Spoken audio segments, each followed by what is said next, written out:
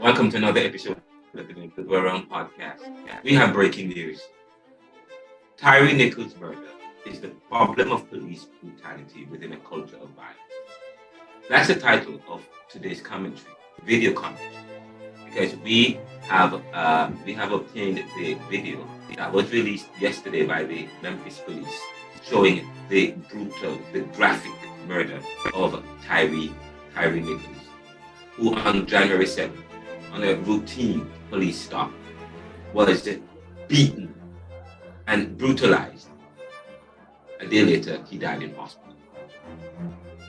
And so the story is entitled, Tyre Nichols' murder is the problem of police brutality within a culture of violence. We live in a country where some are quick to enact laws and apply pressure that bans Black history, so as to deny and forget the violence of the past that has created the realities of Black peoples today, where they are being brutalized and discriminated against within a system that is slow to enact policies and pressure that upend this violence and discrimination, as it speaks to the wider issue of accountability and action. It has become such a political issue, which is the strategy that has mitigated and diluted any effective strategy of reforming police and the systemic injustices to Black and brown people in the world today. And what I have done for this video episode, which also can be heard in audio, is to put on the backdrop and I have a picture-in-picture screen where you can see it at the forefront, and you can also see the images, the recording, the live, the graphic video that is being showcased on this episode, which was quite telling. Actually, I was teaching my class, but I think it was on Friday, not yesterday. Actually, the release was day before yesterday, Friday, sometime after 7, while I was teaching my class at Jamaica Theological Center online. And I released that short. I actually went and thought that the video, I was very teary-eyed, very emotional in the class. Because in retrospect, it was not white cops that killed Breonna Taylor and George Floyd. But today, Black cops beat Tyre Nichols to his death. The symptom of a society that has been damaged by colonization. A process that Frantz Fanon calls the depersonalization of the individual, the Black people, for it strips away the individual. It redefines the thing so as to justify and advance its violent control. It comes from within a neo-capitalistic of power, one that corrupts, stemming from the fallen human nature. We know of the house slave mentality and the slaves who whipped their slave brother during the plantation. Maybe it was their resistance, a way to escape their reality. Or maybe they too believed and accepted the hierarchical society that placed them in second place as they came closer to power and privilege. Fanon writes, or he wrote, and I quote, "The Negro is not any more than the white man." He interrupts the usual language of the day to punctuate his violent break from standing, placing a period where a comma will be, and changing the comparative constant and value of language, using any more instead of any less.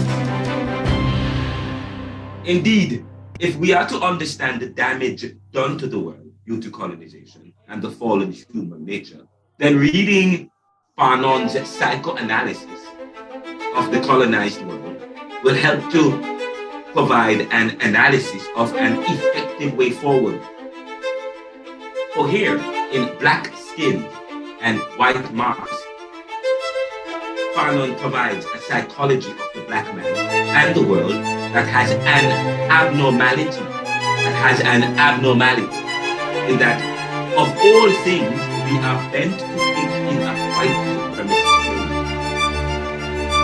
But Fanon interrupts, saying that in order to break through, we must disrupt the standards with a new language and attitude that breaks the power of the status quo that has done that. Therefore, it wasn't a few police officers that murdered Tyre Nichols. It was a police brutality against black and brown. That hasn't changed since Black Lives Matter marched against killing of George Floyd and Breonna. The Memphis Police released the video of Tyre. This will be this was a violent testimony of police brutality and the culture of violence against black people.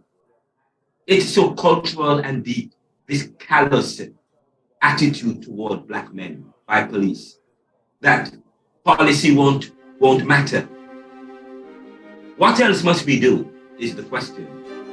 They don't care.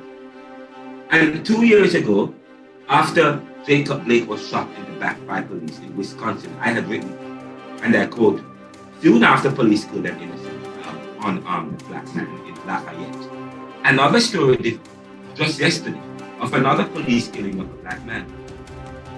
There is no end to their violence and vigilante justice, providing only the point again that no policy will work, no policy on police. Again, providing the point that no policy will work on police. That was an article I wrote some time ago, actually. And within that article, I continued saying, just 2 days ago, police gunned down Jacob Blake in Wisconsin, sparking nationwide protests. And I said, what the hell? You, and I think, and I said, what the hell you outnumber Fox News talk are denouncing nationwide protests and riots over the brutal assault by police who shot Jacob Blake in the back. When black men are being gunned down every day by police and demonized as conducting suspicious activity, warranting murder. And you can see the story entitled, In Spite of BLM Movement, Another Black Man Gunned Down by Police. Jacob Blake shot in the back. A blog article in the neoliberal blogs at RenaldoCMcKenzie.blogspot. And so I continue saying, today, the Memphis Police announced that it is enacting major, and this is news coming out today, Sunday. The Memphis Police announced, in light of what I have said some time ago, in light of BLM protests 2 years ago, marching against the killing of George Floyd and Breonna Taylor, in light of, and I wrote that no amount of police reform will work because there was Jacob Blake, and then just before George Floyd and before that Breonna Taylor, and I wrote no amount of policy will work. And even on Fox News, they were redefining and corrupting the purest intention of Black Lives Matter to fight for freedom and fight against police brutality, saying that was nonsense. There's no such thing. Okay, but here we are today. But now in light of what's this gentleman's Tyre Nichols and the video release and the reaction today, Memphis Police announced that it is enacting major reforms that the release after the release of the Tyre Nichols video, which was graphic, showing 4 black police officers, and it seemed as if when we looked at the video, it was more than 4. But we know only 4 or 5 was held responsible. But when we look at the video, there was more than 4. But today, Memphis Police announces that it is enacting major reforms after the release of the Tyre Nichols video, which was graphic, showing 4 black police officers beating an unarmed and helpless Tyre, yelling for his mom. Several government officials and even the White House denounced the actions of the police officers as cruel and helpless. The video showed just how violent the police treat with black men They vowed legal and political action.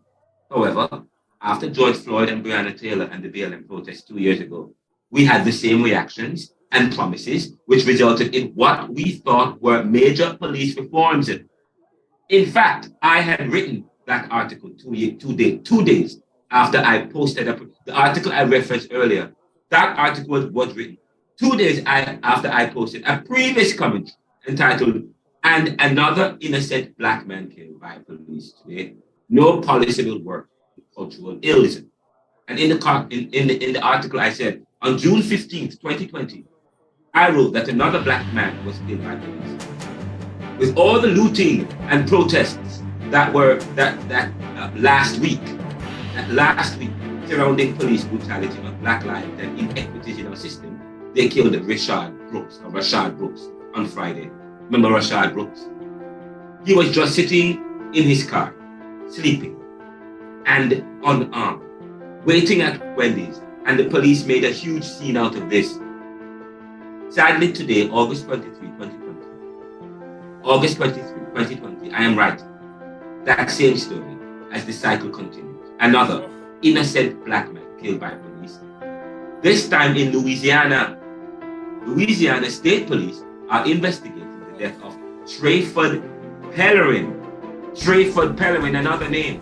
A 31-year-old black man who was fatally shot Friday night during an encounter with officers from the Lafayette Police Department. It was captured on video by a passer. The video revealed police shooting a man who was walking casually, seemingly unresponsive to the directive to stop. He never brandished the gun and was just walking casually when he was taken down by police for failing to stop walking.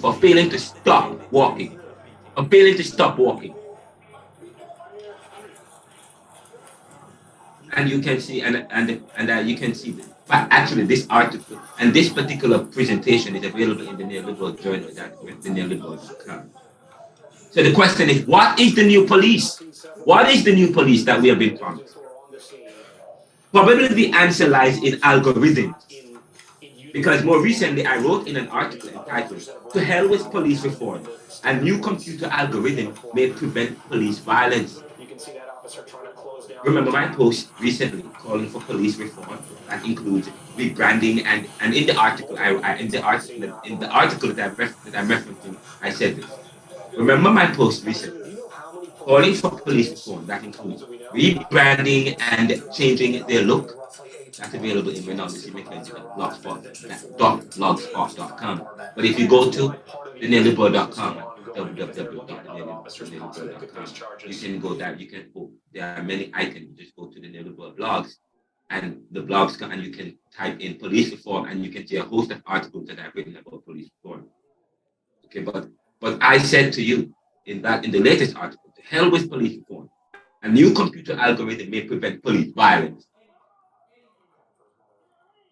And I said, remember my post recently calling for police reform that includes rebranding and changing their look? Well, we have yet to see that materialize. Instead, while doing my daily news, I saw a tweet on Twitter with the heading, "Can a new algorithm prevent police brutality?" Minneapolis wants to find out. But I responded by saying in the article, absolutely not.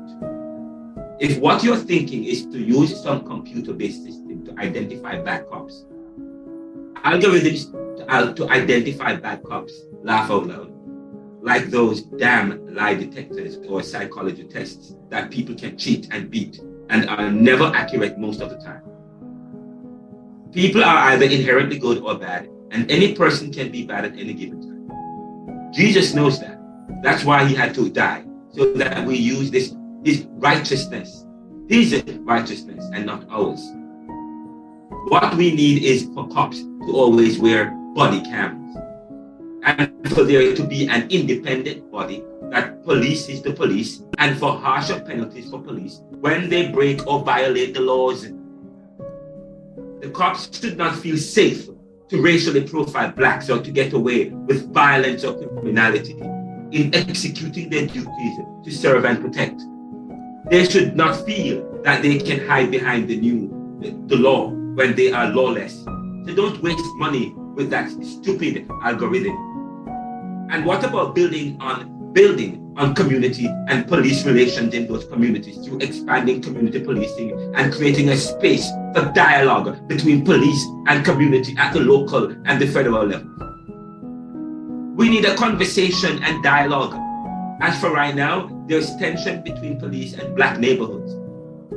Deal with the hurt and not the pain first, and explore ways to heal before you talk about computers to fix a human issue that is deeply beyond the scope of an algorithm.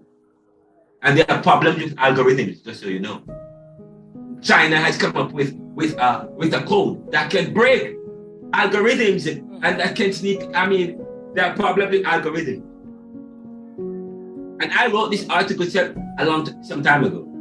In closing, and this I'm going to close right here. In closing, despite the protests and promises of reform surrounding police brutality within a system of violence and politicization of the crisis, there's been no change. Let me say that again. In closing, despite the protests and promises of reform surrounding police brutality within a system of violence and politicization of the crisis, there's been no change. Actions speak louder than words. I have experienced police violence myself as a Black man living in the US and had to invoke my fraternity and other connections before the policeman relented his aggressive attacks without justification. If it weren't for a few people passing who started videotaping the assault, I thought that I would have been tased or beaten. But the police had turned off his camera and was making a huge scene and abusing my rights to question his reason for the stop. It was as if it was an issue, were an issue of power. The white police and that's what happened with Jacob Blake. Stop, and he didn't stop. And so as a result, he felt as though his privilege was being taken advantage of by a Black man, okay, who they believe had no privilege.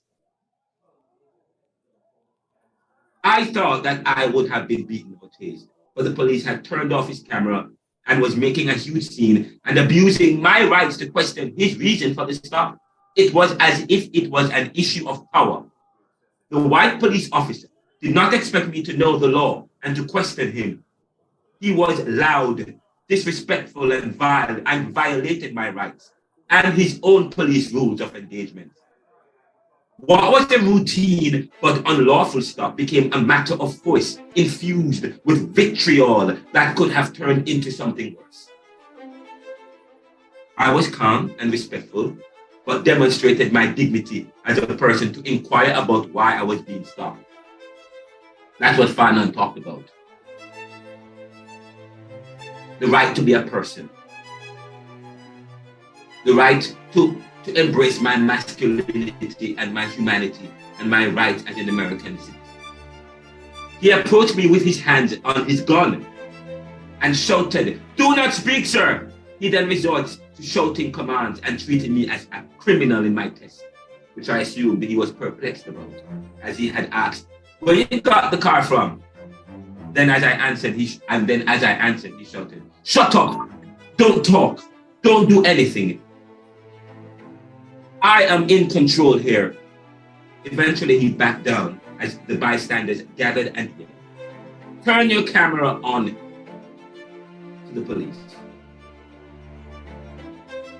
On January 7, 2023, the very cameras that law enforcement erected to capture and deter criminality caught the very law enforcement committing the crimes that they intended to capture and deter. But little did these officers know that they were being recorded. They had forgotten about the cameras that were erected. Thus, they would have done something else or done it elsewhere. But if it weren't for the unseen eyes of technology, we would not have acquired the truth that has always been the modus operandi of police. Therefore, if we are to prevent police brutality within a culture of violence, we may consider technology, not necessarily algorithms. The police officers who acted outside of regulation do so because they know that they are not being watched and have the protection of their unions and a system that protects the purity of the badge. Police have a tendency to turning off their cameras. The ability to operate incognito provides an opportunity for them to disregard laws and abuse their power. Again, let me say that. The ability for police to operate incognito provides an opportunity for them to disregard laws and abuse their power. But if some people have power in society to enforce laws over others, and we know that power corrupts due to human nature, then it stands to reason that they must be scrutinized. They must be placed under tremendous surveillance and observation so as to ensure that they do not act outside of laws within the culture of violence and human fallenness. If we are to be resolute on stopping police violence and abuse of power in this country, they must not have the ability to turn off their cameras and must be penalized if they do so. We must develop technology that keeps the police under surveillance. We may need to employ independent quality assurance professionals who randomly do so, who do spot checks on police officers on duty and implement GPS tracking on each police vehicle, weapon, and uniform. If we can do these, then we would be sending a message that we are serious about police brutality and abuse of power.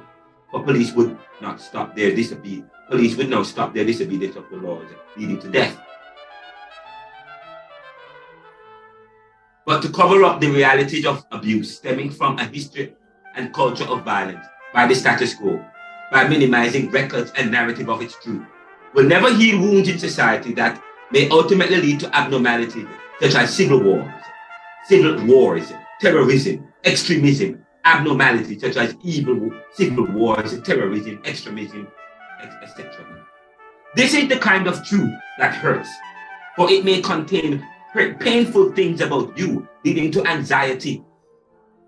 Sigmund Freud asserts that we use denial to block as one of 6 defense mechanisms, leading to abnormality, if not psychoanalyzed properly.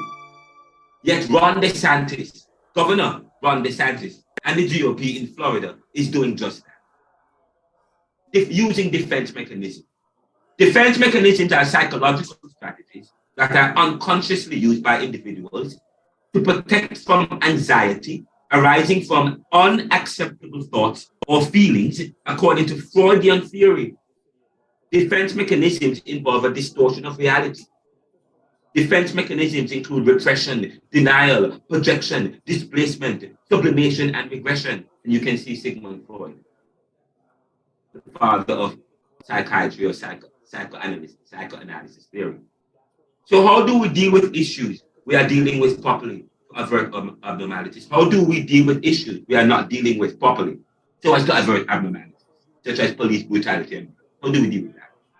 The scientists and the GOP need a kind of therapy and psychiatry that speaks to their psychoanalysis, assessed in Freudian psychoanalytic theory and of psychology. This is the fix. It is psychological, not politics or the usual human tendency to ban with symptomatic of his defenses. That only pushes the problem to the unconscious, creating further problems for ourselves and society.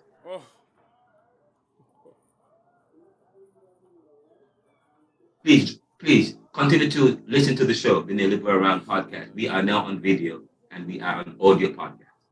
And visit me on theneoliberal.com and anchor.fm/theneoliberal/support. And we stream, in terms of audio, we stream on over 15 or 20, on all major platforms. iHeartRadio, Spotify, Anchor.fm. They are also on the audio And I teach a class. I am a lecturer at the Jamaica Theological Seminary and teach a class, Caribbean Thought, which looks at post-colonial issues of violence.